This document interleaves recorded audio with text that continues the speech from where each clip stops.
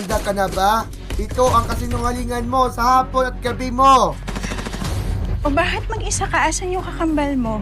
Pwede ba? Huwag mo na akong buwisitin. Hoy, ikaw ayusin mo yung pananalita mo dahil ako yung totoong nanay mo. At mapapatunayan ko yan sa darating na... Hating kapatid. Dito kayo. Pasalamat ka at naawa ko sa inyo, Marge. Kung hindi lang kita pinsan, hindi ko kayo pakita rin dito. Salamat talaga, Ate Hilda. Sa world Hindi ba magiging premiere problema na yung kapatid? House of Lies.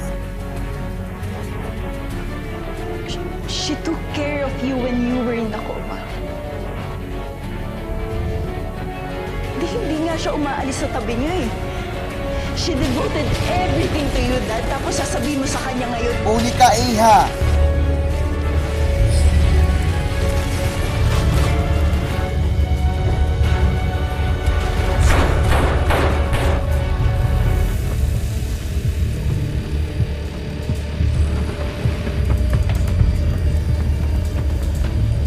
Sangre. Ano ba yung nakapagpag sa atin?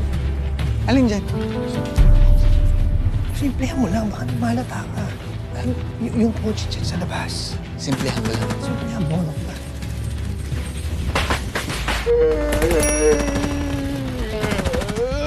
Naantok na ako. Sanggang dikit for real. Harap-harapan din sa sagawa ng mga planuhan sa GMA Darts of Asia. Para na bang pick kumapanaluhan sa 8 Showtime. Aalamin ang patong na istoryahan sa Big Deal sa Pastok with Boy Abunda. Mga lalaban na kampihan para masorbe ang kanilang suri sa Family Feud. Re-resultahin ng mga hostmates upang mapalaban sa BBB Celebrity Collab Edition 2.0.